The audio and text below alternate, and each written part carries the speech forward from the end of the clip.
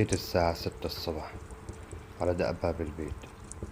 الدق كان طريقة مزعجة، ظل يخبط حوالي 5 دقايق.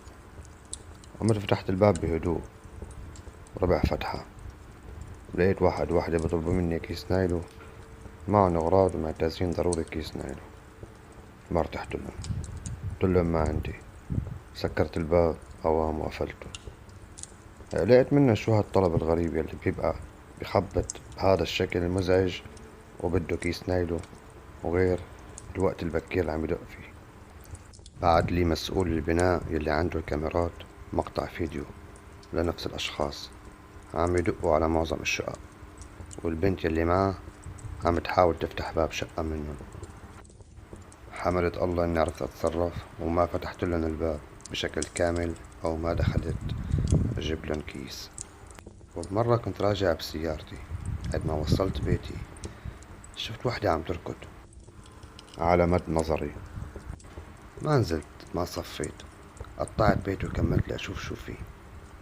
ونطت قدام سيارتي عم تطلب مساعدة، عم بتطلع بوشها طلعت هي. قلت مدري شو عاملين، شي مصيبة ياكلون. اتصلت بالشرطة وبلغتهم فورا إنها موجودة بالمنطقة، والدوريات رايحة جاي منطقتنا. لقيت إدماني لسلسلة أفلام الرعب والجرايم اللي بشوفها فادتني كتير، وصار عندي وعي. لولا الوعي مدري شو كان صار فيني هلأ. ممكن الشخص بكل عفوية يفوت يجيب لهم كيس ويقول هدول أكيد مضطرين، أو لساتهم مصحصح مو فتاحينه، وتروح عليه بالآخر.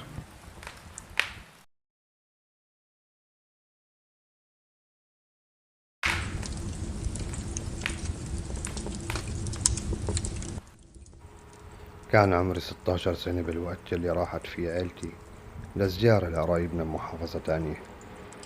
كبرت وترعرعت بحارات الشام، لساتنا على عادات زيارات القرايب لو كان مشوار سفر. وأبي ما كان عنده رغبة ننزل بفندق نزيد تكاليف مصروفنا، أو عند حدا من عيلتنا نتقل عليهم. قبل بكم سنة اشترينا شقة بالمحافظة اللي فيها العيلة، وهي أول مرة بنقعد بشقة إلنا بمحافظة تانية. غرفة القعدة بالشقة متصلة مباشرة مع مدخل الباب الرئيسي، وكانت الوحيدة اللي فيها تكييف. وصلنا أبي عند بيت عمي ورجع ليخلص كم شغلة ضرورية بشغله، وراح يرجع ياخدنا. رحت أنا وأمي وأخواتي الثلاثة. مفتاح بيت شقتنا مع جار إلنا ساكن مقابلنا.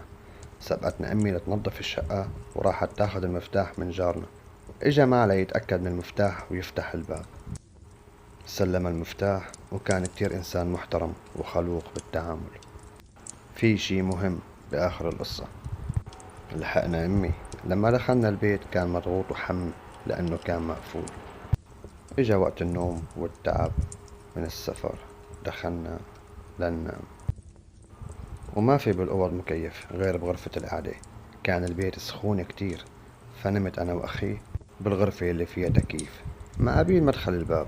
ولحقتنا أمي، صارت نومتنا بهي الغرفة إلا أخي الكبير. ضلينا أسبوع ما صار شي معنا. حوالي الساعة 2 الصبح أمي بتفيقني وإصبعها فوق تمها مثل عم بتقلي لا تفتح تمك. تلبكت بحالي بدي أفهم شو فيه. رحت سألتها طب فهميني ليش. سفقتني على تمي ضل ساكت وأشرت لي على الباب. كان في واحد عم بيحرك مسكة الباب، عم بيحاول يفتحه. كنا نسيانين نقفله، بس لحسن الحظ أخي الكبير كان حاطط سلسلة القفل، كانت متعودة إيده أيام ما كان بالجامعة، وهو الوحيد نايم بالغرفة جوا، وما بعرف شلون متحمل هالسخونة وغرقان بنومه.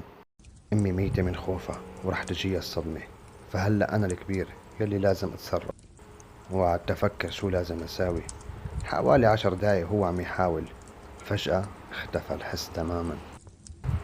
قربت لناح الباب عم بتطلع بالعين الساحرة، شفت وجهه راجع ناحيتنا. هذا جارنا، لمحته بالمنطقة. شفت وجهه منيح وجايب شغلة بإيده. علقت تياب. رجع فتح الباب وعم بيحاول يفك السلسلة. رجعت خطوتين خشن صوتي وعيطت، قلت له والله لا عرفناك عايش يا كلب.